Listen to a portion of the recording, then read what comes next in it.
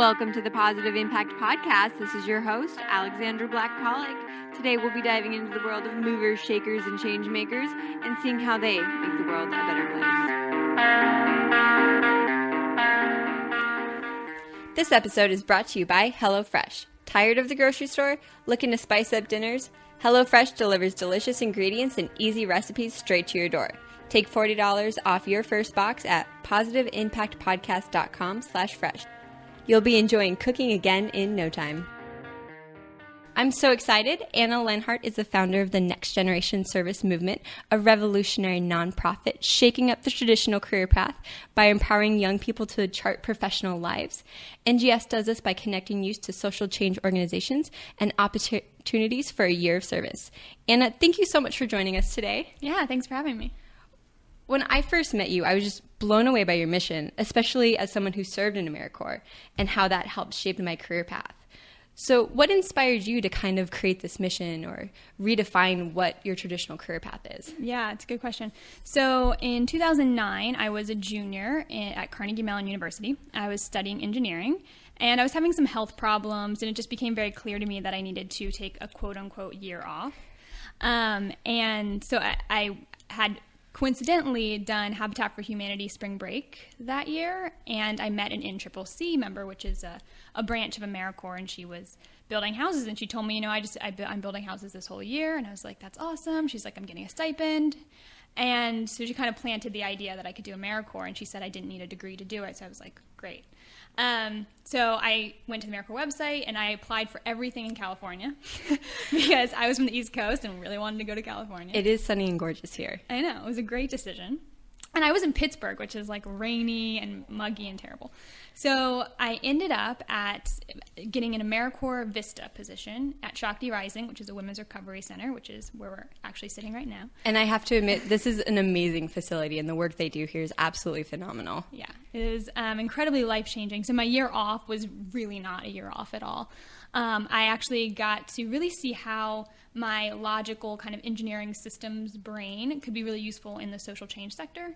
And also that I have some other skills too, like counseling and my ability to connect with people and teach and mentor and guide that I probably wouldn't have ever discovered if I had just stayed in the engineering track. So it was really life-changing. And basically, I went back to complete my degree for my senior year, and I noticed all of my friends just super stressed, not knowing what they wanted to do, and they had never heard about these long-term service opportunities. And so I just really realized that there was a gap between the knowledge about these programs and the career center outreach that was happening around long-term service. I have to admit, I was one of those people. That's how I stumbled into AmeriCorps. Mine wasn't near as mission-driven as yours, much more. I had no idea what to do with my life, and I had kind of worked with nonprofits, and I actually saw a job posting for my AmeriCorps position, and it was still in Montana, so I wasn't quite seeking out that San Diego sunshine yet. And so I just stumbled into it. And so, yeah, it was really expanding on what I could even do. And one thing we've talked before about is experiential learning and kind of expanding beyond the niche that colleges can put you in. So let's take a second to talk about what the traditional career path is. And you mentor a lot of different students coming out of college. And so when we look at the traditional path, a lot of times it's you graduate high school, you go to college, and then you're going to get a corporate job. Years ago, it used to be that you were there for 20 years, once and done, wash your hands, and then that's it. So what are people telling you about how they view this or how they're struggling with it? Yeah, I mean, I think there's two things. One, it's just almost impossible to have that path anymore. I mean, very, very few companies are even going to exist in 10 or 15 years, to be honest, and most of them don't expect to keep their employees for that long. And I don't think there's very many millennials that actually want that anymore. And so, but what I'm really hearing when I talk to young people is, I don't know what I want to do. I have this skill set. I really want to make a difference with this skill set. But yeah, they don't have the hands-on experience. But what they know is that they want to be entrepreneurial, and they know that that's needed in the workforce. And so a year of service is a great way to do that. You're an underfunded, understaffed organization. You get to wear 10 different hats at most of these nonprofits. And frankly, most of these nonprofits give these recent grads more leadership opportunities than any kind of big corporation would give to someone that age. So it's really a great way to start your career. But also, and on a similar kind of standpoint, I'm talking to these companies, right? I talk to companies frequently, and even they're saying, like, we need to see someone who's entrepreneurial. We need to see someone with experience. They're not just trusting that you've gotten that kind of entrepreneurial testing, so to speak, in your undergrad. Which you definitely don't. Let's be honest. I mean, colleges can be an amazing resource for so many things, but they're very systematic, especially they're large. It's an education system. So you don't get those real life experiences. They have the occasional group work and college projects, which has yet to simulate anything in real life. Yeah, well, and it's funny too, because more and more universities are starting incubators. It's like becoming the very common kind of trend. And if you talk to people in higher ed, they're saying, like, look, we know that we're becoming, the traditional higher ed is becoming obsolete because of online education. So we have to make an experience for our students. We have to provide these incubators. And so they are doing that. But then the struggle becomes, how do you actually create meaningful programs where they can actually make a difference, where students can make a difference? And they're not just selling T-shirts or something, but they can learn these entrepreneurial skills while impacting their community. So that's actually a huge problem, and one I was going to tap into later, but I'm so glad we brought up. I mean, if we do redefine the career path, and let's say that as you go from college, or whether it's during a year of college and you want to pursue a year of service, there's millions and millions of students graduating from high school and college this year. I don't seem to know of that many service opportunities to basically equip that need. Yeah, it's a huge problem. Actually, so recent research and work that's been done by the Franklin Project really shows that between AmeriCorps, Peace Corps, and kind of the religious service year programs, there's about 100,000 service year positions in the country right now, available to Americans right now. And again, that's a rough estimate. And yeah, we're talking about millions. We need millions. So that's a big part of the work that needs to be done, and it's a big part of what NGS is working on as well. So this fall, we'll be launching our long-term service year program curriculum. It's kind of going to be the start of an incubator. So nonprofits can come to us. They can say, hey, we want to create a position at our nonprofit, our organization, or higher ed, or even governments could do this as well, and say, we want to create a stipend position. This is what we're looking for. How do we create this legally? How do we pay them? How do we house them? All of that. So I like the emphasis on legally. Yes.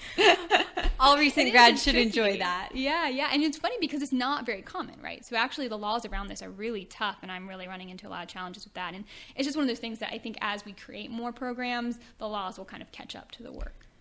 I love that you brought up AmeriCorps and Peace Corps, and I've got some stats on those just to show, the impact that those programs have is monumental. And so I don't want to undercut that, because as somebody who's served and knowing several friends who've been in Peace Corps, it's phenomenal work. But there's just such a gap between changing this entire career force and getting millennials to engage in this. So AmeriCorps engages about 75,000 Americans in intensive service programs each year. So since 1994, more than 900,000 members have completed about 1.2 billion hours of service. Once again, phenomenal. That's 75,000 a year. That's like one college. Peace Corps, so they've had about 220,000 members served since 1961 in 140 different countries. That's even a smaller percentage. Yeah. They have a much fewer positions, yeah. And those are really competitive positions, too. Very competitive positions, yes. Which having a competitive position isn't a bad thing. It just... Yeah, well, just what it does is it shows the need and the want. There are kids that are graduating, and many of them with thousands of dollars in debt, and they're still willing to say, look, I'll postpone, quote unquote, starting my career to serve my country, to serve my communities, and to serve this really important work that needs to happen. So, that should be like a really huge solution alert, to our country. So two great things there. First, really grappling with the problem of creating these programs. But also I wanted to touch on that idea of, quote unquote, postponing or pausing your career path.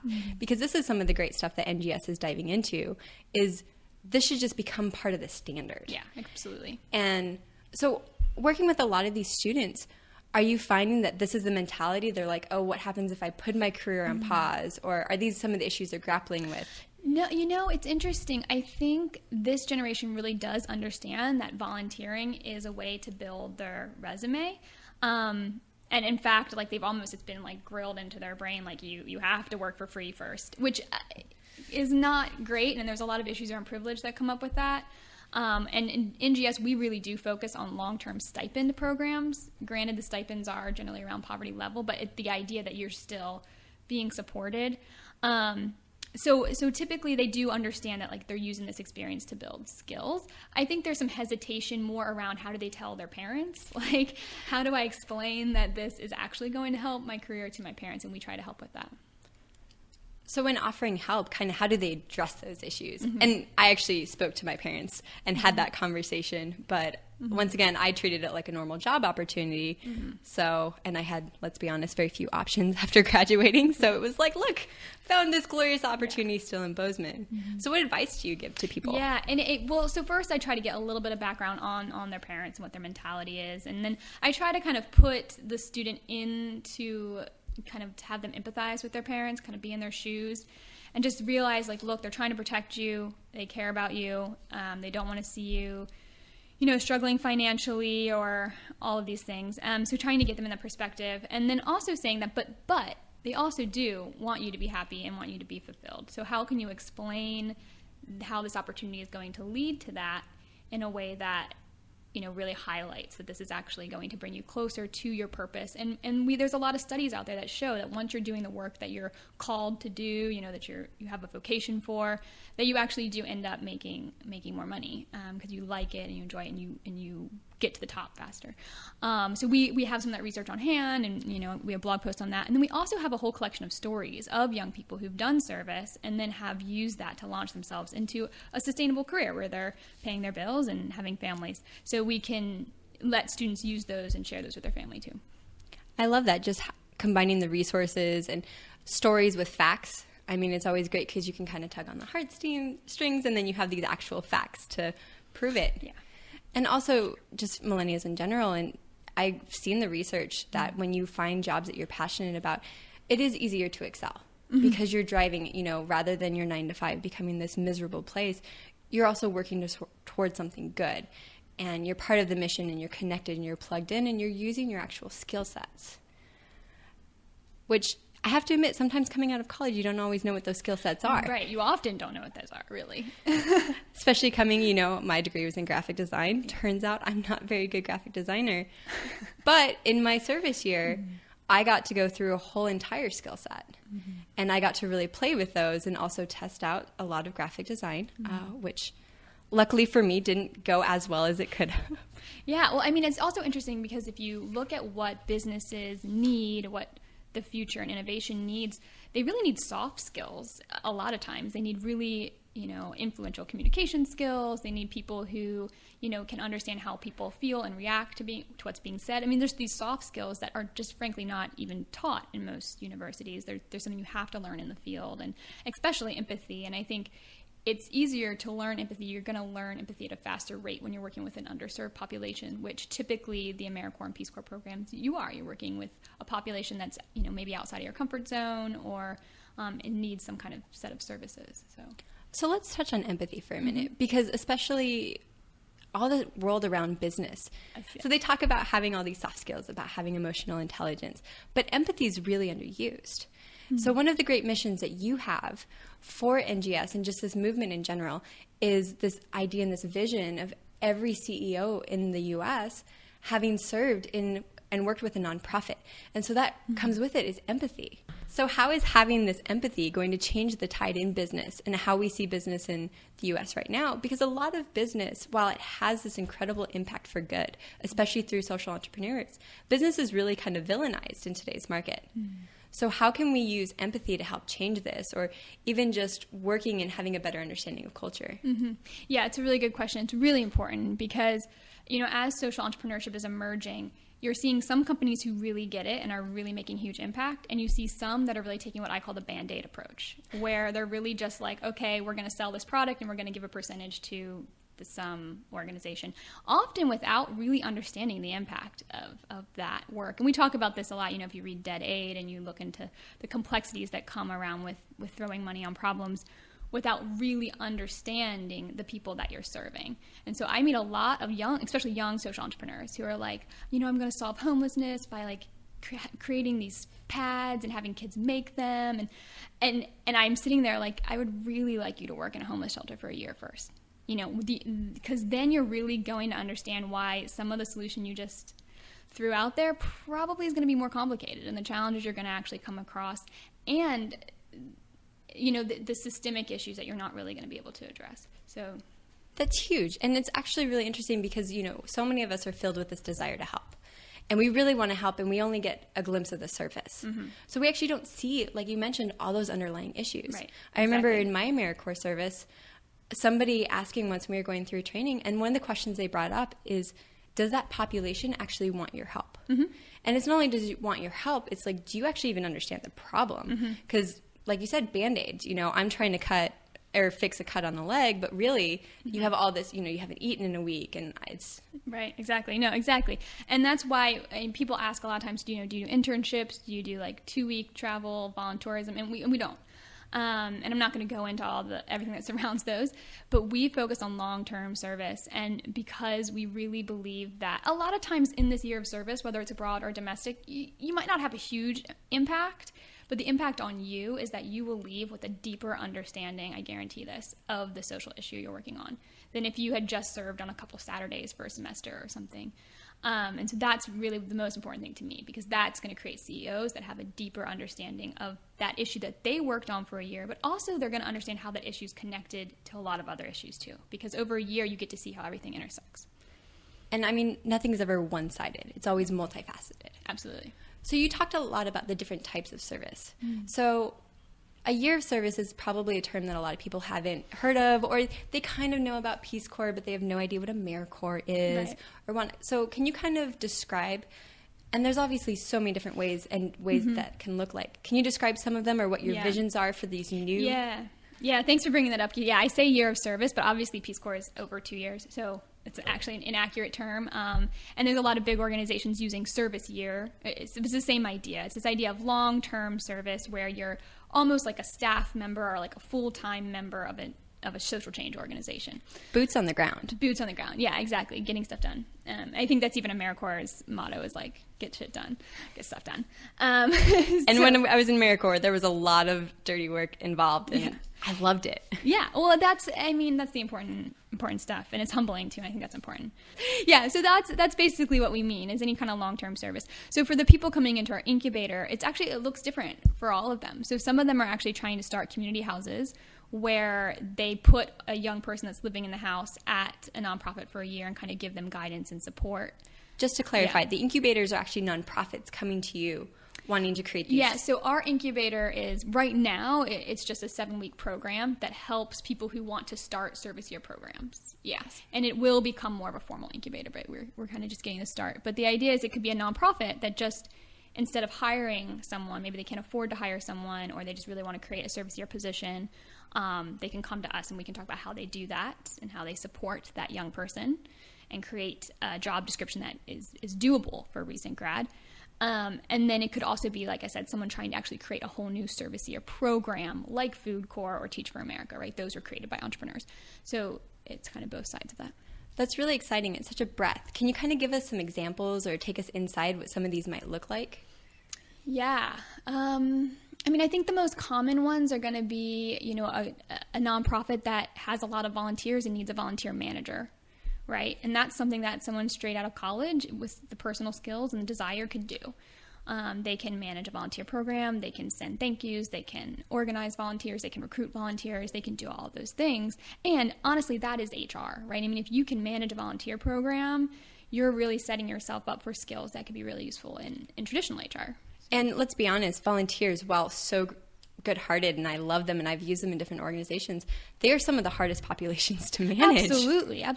If you can do a good job motivating volunteers, imagine what you can do with paid employees. Right, and also making them feel worthwhile and letting them know that their time investment is valuable. Because with an employee, when they give a time investment, there's an exchange for a paycheck. Right. A volunteer, that is just their time, and if they don't feel valuable, they're going to leave. And what's funny is that millennials, they don't care so much about the paycheck. They want to feel valued, too. So it's a very crossover to what's needed today. And it's going to become even more so. Oh, yeah, for sure. What are some other examples, and maybe some tangible examples, of what a service program might look like? Yeah, I mean, the biggest one in the United States is Habitat for Humanity. So literally, and that's called direct service. So the idea of really just building houses for a year in underserved communities where people really need homes. So that way you're actually just physically building a house. And of course, you're learning everything that goes along with that, how to work with teams, how to work with volunteers, how to work with the families that need the houses. So that's a super tangible direct service.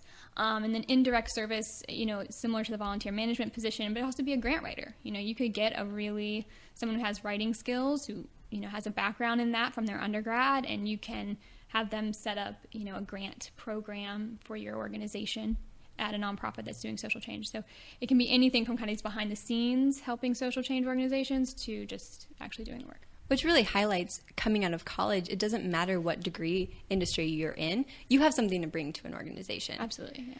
I mean, and sometimes it's going to be a mix of physical labor. Sometimes it's going to push you beyond your boundaries.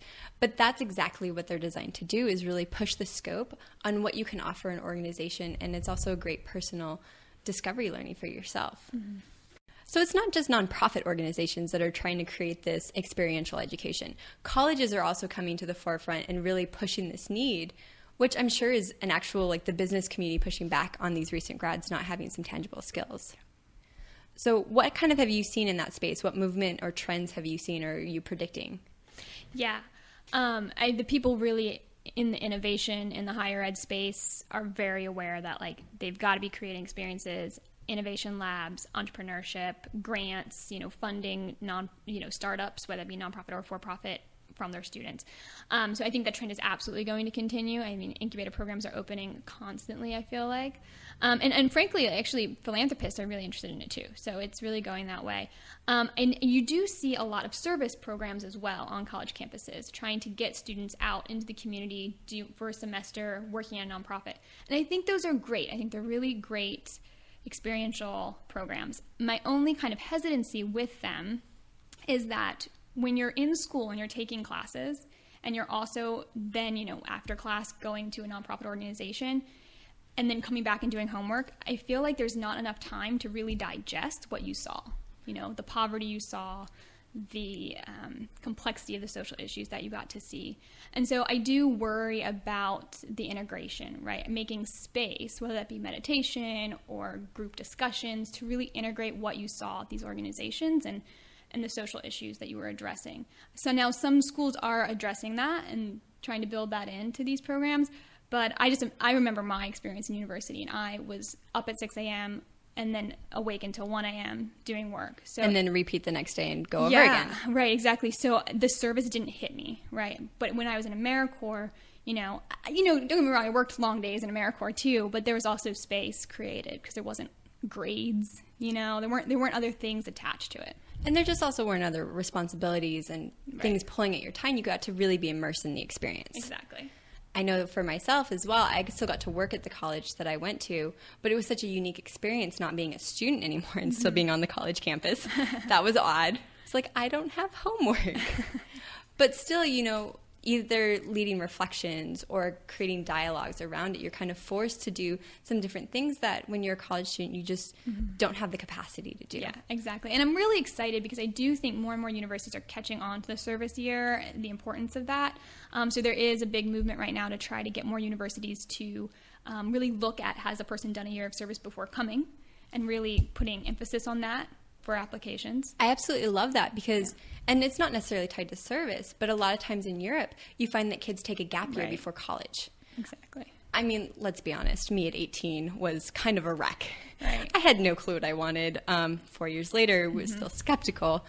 But just taking that extra year for, especially a year of service, you have that discovery. Right. And you can get to see other cultures, be immersed in diversity. Exactly. That's huge. It's huge. And universities are noticing that, and parents are noticing it. Parents are sitting here I do not want to invest $200,000 in my child's education when he or she doesn't know what she wants to do. Or worse, when they aren't quite mature enough to handle that yet. Yeah. So they're much more willing to kind of support their child through a service year. So that's really exciting. The other thing that's really exciting is, so Tulane recently launched a program that's called the 1+4, where you do a year of service as kind of part of your degree. And so you start with that, and then you're with your class. So your whole class has done a year of service, and you come back with them and finish the next 4 years. That's amazing. It's really cool. And so I think we're going to see more of that, and that's exciting. Especially because when you look at this service year, it's kind of this guided, and you still have the support systems. Because one of the great things about going straight from high school to college is you have that, your freshman year, you're very supported. Right. You have the dorm system, you have your advisors, you're very supported. So the idea of going out on your own to do a service year, to have the extra support of the university is just huge. I mean, you do have the support of the nonprofit as well, which makes that step a lot easier than doing a gap year. And that's a really good point, too. I think we used to live in a society where you graduated college and then you started your family. So you kind of had your kind of campus community, and then you got married 24, 25 and started your family, and it was kind of very fluid. Whereas now you see these longer gaps in between graduation and starting your family, and those can be really lonely, really tough. And so a service year is really a great way to kind of ease your way into living alone, potentially, if that's what's going to happen. So that kind of touches back. Let's kind of finish off on what your vision of this new career path is. Yeah, absolutely. I mean, I think I'm really excited to be part of not only just NGS's work, but the national movement around this to really create a world where every young person ages 18 to 28 does a year of service. So whether you're doing that before you go into your undergrad, instead of undergrad, I think is absolutely an option as well, or after you get a degree sometime in your 20s. Or after military service. I mean, I think that it fits in with pretty much everything, and that's really exciting.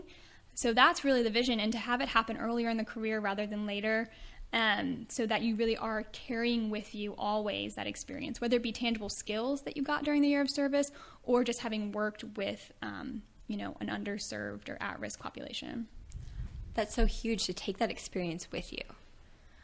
That's such a great moment, and just really what NGS's mission is all about.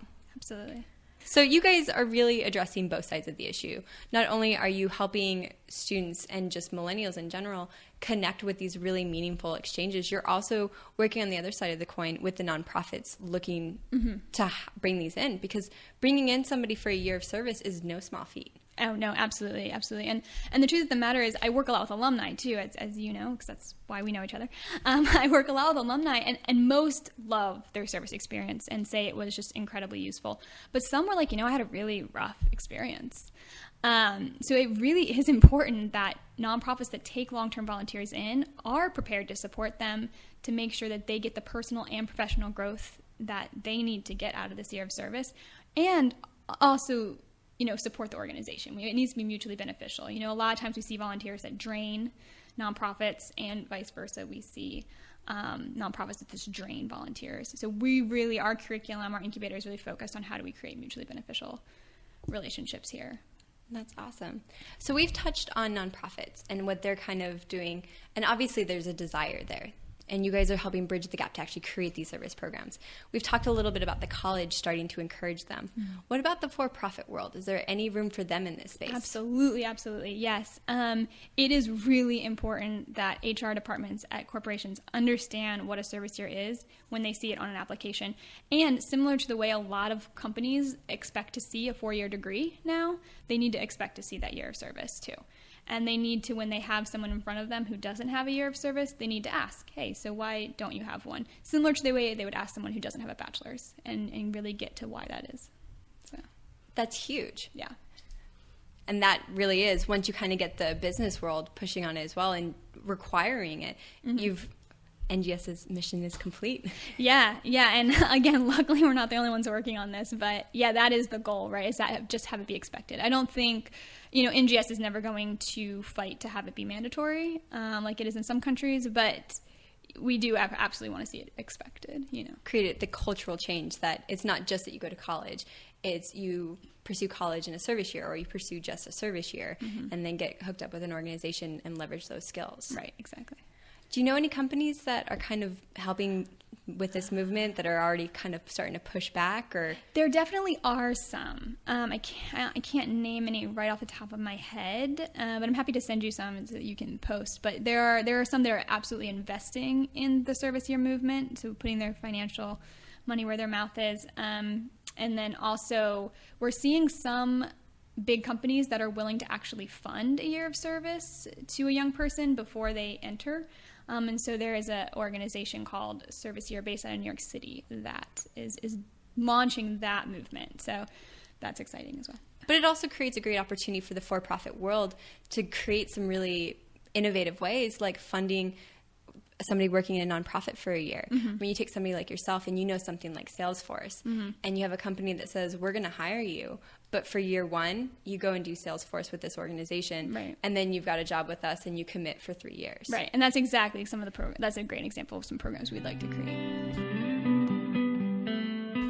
Today's Rapid Fire is brought to you by backcountry.com. Headed out on an adventure? Make sure you have the best gear ready to go. Check out positiveimpactpodcast.com/backcountry for all of our favorite gear recommendations and the lowdown on their responsible brands. Life's a balance of work, passion, and adventure. Can you tell us about a recent adventure or excursion you've gone on?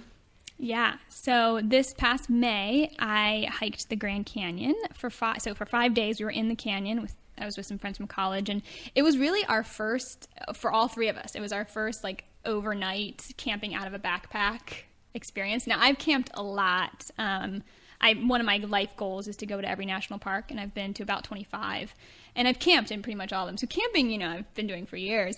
Carrying everything on my back was a slightly different experience, but it was amazing. So we hiked down, and then we were on the Chonto Trail for most of the trip, and then came back up South Kabob, if you know anything about the Grand Canyon. And there were two things that really struck me about the experience. The first was we went 2 whole days without seeing a single person. That's kind of refreshing. It's amazing. It was so weird and unexpected too, because it's the Grand Canyon, and we had to fight so much to get permits, and it was like this whole thing. That being said, the trek that you guys did isn't the normal trek that people do. Yeah, I guess not. It was quite a trek. It was tough. It was really challenging, but it was really just so peaceful. And it's also so interesting to just wake up, and every day all you have to do is get water, get it clean, find a place to put your tent, which is not the easiest thing, and then eat, and that's all you have to do. And so it was just really amazing. And then the other thing that really struck me is, before I went, and then a little bit after, I was kind of following the activism around the canyon, and it turns out there's some big developments that are going to happen on the south rim that would involve actually just like completely depleting the aquifer that fills the south rim. So all the little streams that we had to like find and navigate to get water are going to be completely dried up. And they were already almost they were very low because of the drought. So that was really saddening, and also just kind of humbling to know I might be one of the last people to do that trek, because it will be almost impossible without the water there. Yeah, water's very essential. Yeah, you'd have to carry, even our first day, we had to carry about 13 pounds of water, which, just to give a little bit of background, I'm about 105 pounds, so that's really rough. That backpack was as big as you. Yeah, it was 1/3 my weight, yeah. So if I had to carry water for the whole trip, there's no way. It would have been impossible, so. And I drink a crazy amount of water, so my husband and I actually can't backpack too often in the desert because we have no water sources. Yeah. So that was really, really sad, and also just feeling really grateful that I was able to do that. And of course, I've been following those activists and donating when I can and things like that. But I actually did. We talked about those really short trips for service. I actually did one in the Grand Canyon when I was in college. We went down for a week, and we were working with, I believe, a land trust, moving a whole bunch of barbed wire. One of the coolest experiences we had, though, was catching the sunrise over the rim. Did you guys have any amazing? Oh, yeah. It's so amazing. I've been to the Grand Canyon before, and just as a visitor, camping at the top, and it's beautiful. The Grand Canyon's beautiful, of course. It is so different when you're inside, because what is a 180 view becomes a 360 view. And yeah, the sun casts all these kind of shadows, and you're kind of in the shadows, and it's really, really incredible. And there's just so much purple too. I think people don't realize how purple the Grand Canyon is, but the way the sun hits it's really. Oh, it's stunning. We were there about a month or two ago at the top because our permit didn't get processed. Yeah. Sunset or sunrise, which was better? I think I really liked the sunsets, but that's just because we would hike all day, and then we just put our packs down, set up our tents, eat really crappy food. Which tastes amazing though, right? Yeah, you make it work. And then you just be like, oh my gosh, this food is so much more amazing because of what I'm seeing right now. So, yeah.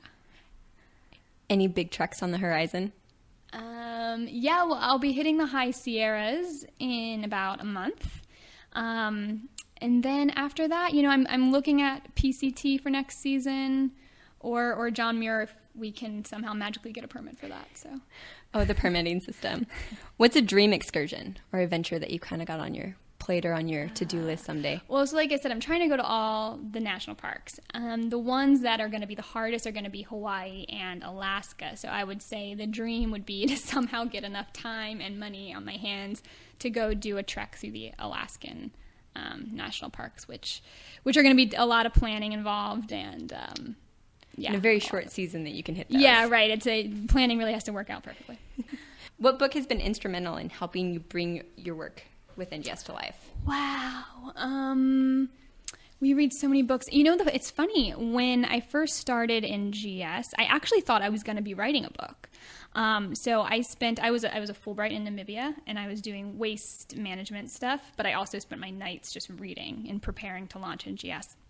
And there are very few books really written about national service and its impact and what it could be. So it's kind of funny. There's definitely space for a book to be written there.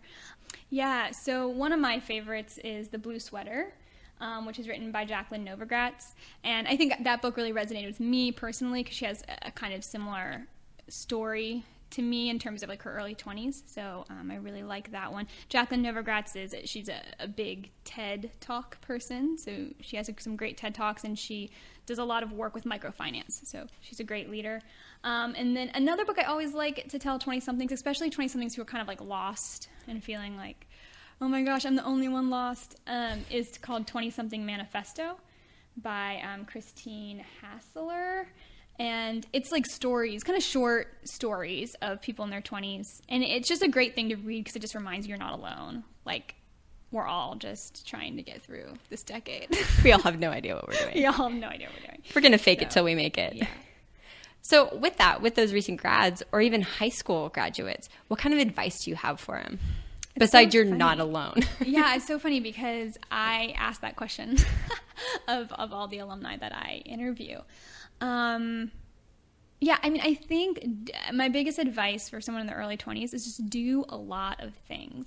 I think we get told that for your career, you need to specialize, you need to get really good at one thing. And that is true. Eventually, we're going to have to do that. But you're going to be better off if you take a couple years and try a few things, whether it be film or modeling or photography or, marketing, like whatever it is. Because then you're going to find the one that you really do want to commit to, and you're going to be able to really dive into that and make impact and do that really well faster, rather than if you just pick something right out of undergrad. So I think it's scary to do that, to become a kind of a jack of all trades, but I think it's a really good idea. That makes such perfect sense, though, because if you invest that time learning early on, you can really set the trajectory off of what you're passionate about. Exactly.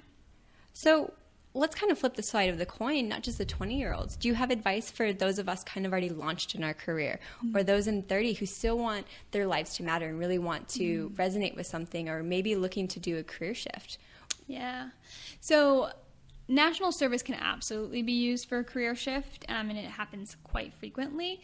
But I also recognize that once you're in your 30s, it's really hard to kind of live off of a stipend for a year. So I think what you have to do kind of in that case is really sort of like moonlight. So kind of give up some of your evenings, some of your mornings, some of your lunch shift, and really do whatever it is that's interesting to you. And the biggest thing I see with 30-year-olds especially is like they don't want to launch their blog until it's ready, or they don't want to, start working with clients, if they're doing healing services or something like that, until they're ready.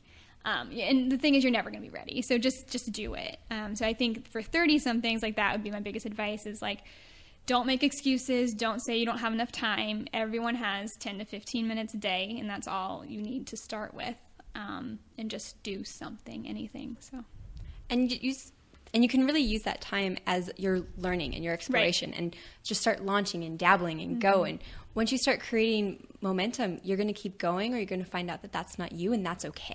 Yeah, and you can take content down later. I mean, there's a lot of rules around content and stuff, but like if you publish something and later you want to take it down, that's fine. Or if you want to go back and fix it, you can do that too. I mean, I always say like add a little caveat that you rewrote this on blank date, just, so people know. But yeah, nothing is, it's so funny. We live in this world where like anything can be published in a second, but everything can be taken down in a second too. So it's very fluid. So what about employers looking to create meaningful opportunities for this new workforce coming out? How do they kind of engage them, or what advice do you have for them, as they're creating basically the jobs of the future? Yeah, so this is kind of going to be the biggest challenge for companies, is that it does not matter what product they're making, what kind of work they're doing. They have got to build in the social mission. So if you're producing tape, then you need to really explore how that tape could be used, whether it's, put into packages and sent overseas for military work or whatever it is. You really are going to have to build that social work in, and make sure that your employees, your young employees especially, know about this work and know how they can have a hand in it. So for the impact round, do you have a mantra or motto that you use to guide your work with NGS Movement? So the quote that I really live by is, let yourself be silently drawn by the strange pull of what you really love. It will not lead you astray. And that's written by Rumi. And that's something that I really live by as I'm on this journey to kind of find my vocation and create a living and a life at the same time. But it's also something that we really try to emphasize to our students, because a lot of these students are coming to us, they really want to make a difference. They really are excited to get out in the world and do something, but they have debt, they have car payments, they want to have kids and a family, and so how do we kind of always have them just orient to what their heart is calling them to do, and to really trust that if they put the work in and they really have a vision for their life, that they will be supported. And so, what an amazing mantra to live by. Thank you for joining us for another inspiring session with movers, shakers, and changemakers, creating a positive impact on the world. Head on over to positiveimpactpodcast.com/episode 3 for today's show notes. To get a free audio version of Anna's recommended reading, The Blue Sweater, check out positiveimpactpodcast.com/goodreads. Until next time, keep doing your part to make the world a better place.